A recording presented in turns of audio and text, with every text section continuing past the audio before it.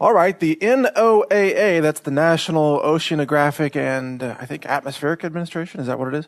The NOAA, part of the government, has said to those people in Washington, D.C., you're about to get pummeled with 30 inches of snow. Yep, 30 inches.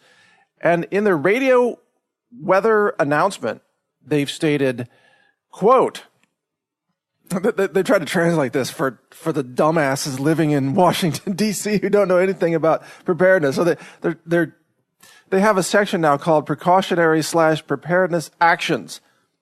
And it says, a blizzard warning means severe winter weather conditions are expected or occurring. Really? Is that what a blizzard warning means? I mean, so look, this is how dumb people have become in America, that you have to tell them the definition of a blizzard warning. Like most people, a generation ago, they would have said, oh, a blizzard warning probably means going to be a freaking blizzard, right? A lot of white snow, wind, hard to see, difficult to travel. You'd probably freeze if you're walking around in a tank top and shorts and flip-flops, like that girl in Wisconsin died a couple days ago pulling that off. Americans used to be intelligent enough to know what a blizzard warning meant. Now they have to translate it for you. So it continues with the NOAA. Quote, falling and blowing snow with strong winds and poor visibilities are likely. Really? You mean a blizzard means falling and blowing snow with strong winds and poor visibility? No way. Holy cow, I'm going to have to rethink my whole paradigm of what a blizzard is. I thought it was tropical sunshine, pina colada on the beach, gentle waves lapping on my ankles. No, apparently it has to do with falling and blowing snow. It continues, quote, this will lead to whiteout conditions. White privilege comes in. Can you believe the NOAA and their racism? Whiteout conditions. Of course it's all racist. The snow is white, too.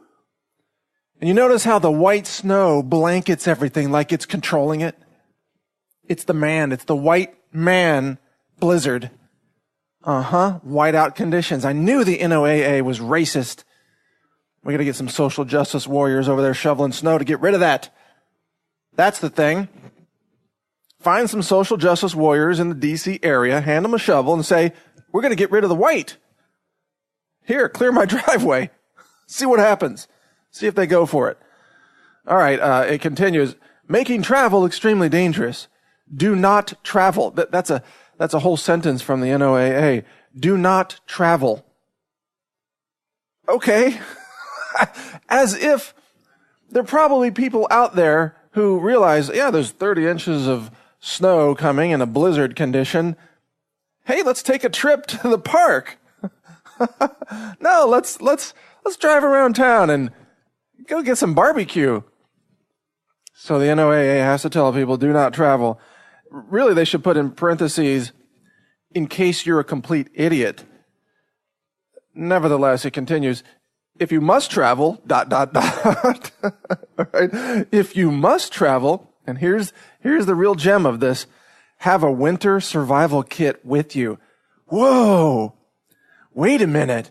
I thought the government and the mainstream media told us that survival was kooky.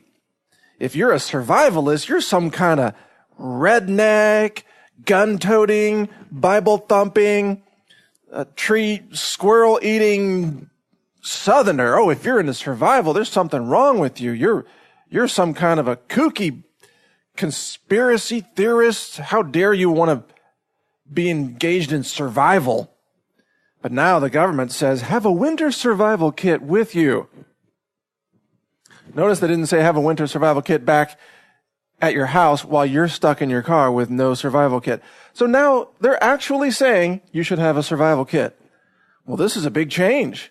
Used to be just, they would say, no, survival, you're probably anti-government if you have a survival kit. What, you don't believe us when we tell you that everything's okay? The economy's just fine. Didn't you know the stock market's going to recover? Every little dip is just a buying opportunity. Everything's cool. Everything's awesome. That's the government. You don't need survival. You don't need preparedness. You don't need diversification. Keep all your money in dollars and put it all in your bank so they can take it from you when the crash happens. All right, if you get stranded, it says, stay with your vehicle. No. I think you should wander aimlessly in whiteout conditions in your t-shirt, your tank top, and your shorts and your flip-flop. Flip-flops are kind of like snowshoes, sort of, just a smaller surface area. If you have a good imagination, because you believe what you see on CNN, then flip-flops are kind of snowshoes. You could flip-flop around a little while, and then after a while you might stop flopping as you freeze. But really, stay with your vehicle? You mean I should stay inside something that provides shelter? No. I want to wander aimlessly down the highway and hope someone rescues me. I can't believe this preparedness advice. Yeah, we should have an online seminar. The NOAA teaches survival. They would have really intelligent tips like, don't jump off tall buildings. Yeah, don't wander aimlessly in a blizzard when you have your car right there next. Stay in your car. Don't drink strychnine. Okay? Don't look down the barrel of loaded firearms to see if they're loaded or not. Yeah, that's good advice from the NOAA. If you get stranded, stay with your vehicle. Prepare for the possibility of power outages during snowy and cold conditions. All right, now this is actually sensible advice. The first sentence that probably needs to be stated. Yeah, you should prepare for the grid to go down intermittently or for some period of time, 3 days, 3 weeks, who knows? So the NOAA now is in the survival business, and they're really covering the basics, like Survival 101. Hey, wear a coat. Have on long pants. If you're in your car and you're driving in 30 inches of snow, don't wear shorts. Have a pair of gloves. And, maybe a hat would be nice, some earmuffs, some mittens. Have a cell phone with you that isn't out of batteries, and better yet, have a radio, like a CB radio, even better. All right, so they are now predicting various hazard types here. Heavy snow and wind with blowing and drifting snow. That's actually their sentence. Heavy snow and wind with blowing and drifting snow Friday afternoon through Saturday night.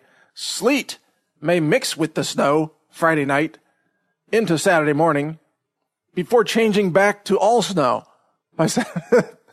Basically, there's a bunch of cold stuff coming out of the sky, all right? Just get used to it. Sleet may mix with the snow. What is this, a recipe for a smoothie? And you add in some lemon juice, and you take some snow, and you put in some ginger. Sorry, I'm having too much fun with this. Maybe it's because I love the snow. I grew up in a climate where we used to sled as kids. Did you ever do that? The snow comes, it shuts down the schools. It's awesome. You get to grab a sled and you get to go hang out with friends and slide down hills and break your teeth out when you hit trees and whatever else happens. It's all fun. Okay, so the city of Washington, D.C. is expected to receive around 24 inches. All right, conditions are expected to deteriorate Friday afternoon with the heaviest snow. Heavy snow and blowing snow will cause dangerous conditions, it says. Really? And will be a threat to life and property. No way. Travel is expected to be severely limited, if not impossible, during the height of the storm Friday night and Saturday. Well, it's kind of interesting that this is happening on a weekend. So have a common sense approach to this. Those of you who are on the East Coast, I know that you're laughing at this along with me because you're already well prepared. If you listen to the Health Ranger report, you've got preparedness nailed. You already have a survival kit, right? You've got backup food, water, medicine, communications gear. You've got like a sleeping bag in your house in case the power goes out and your house gets cold. You can still hunker down and be just fine. You're all set. But you're going to see a panic in the mainstream culture of D.C. and Baltimore and other cities that are impacted by this because, again, we live in a nation now where the masses are preparedness morons, and they have to be told things like, oh, if it's a whiteout blizzard, don't leave your car and wander aimlessly down the highway on foot. Like, that's the kind of advice now that we have to tell people. Sort of like, shouldn't we just let them just do that and win the Darwin Award? I mean, seriously, as a society, shouldn't we? Hey, if you think that walking through a blizzard in flip-flops is a great idea, just go for it, man. Go for it. You know, we'll try to revive you after your body's been on ice for, 48 hours. And sometimes we can revive you, right? Yeah, a little cryogenic experiment with people who are removing themselves from the human gene pool. So this is why I'm with George Carlin on this. I kind of like to see humanity's response to natural disasters, because it sorts out the survivors from the morons, doesn't it? You know, whether it's a hurricane or a severe storm, or who knows, one day like a grid down, lights out scenario, cyber attack on the grid. What if it takes out the whole northeastern power grid for 10 days? That would tend to sort people out. You know, you'd have the morons, and then you'd have the actual people who are ready to survive. And that would sort them out very quickly, which is a great service for the rest of us to observe. All right, so that's the story. Everybody stay safe, obviously, and you're going to do just fine. Don't fret. Get your supplies well in advance if you haven't already stocked up. You need to do it right now before the crowds. Oh, probably too late, actually, so forget what I just said. You need to hunker down, stay safe, and also don't forget to practice self-defense if it is legal in your area. I don't anticipate a lot of break-ins. I don't anticipate this. I don't think there's going to be a high crime time. It's going to be a time when it's too damn cold for people to go out and rob other people. They're going to stay home. So this is not a huge self-defense type of emergency, in my opinion. Anyway, stay safe. And if you do still have internet access, listen to my broadcast on healthrangerreport.com or check out live streaming radio at talknetwork.com. Take care.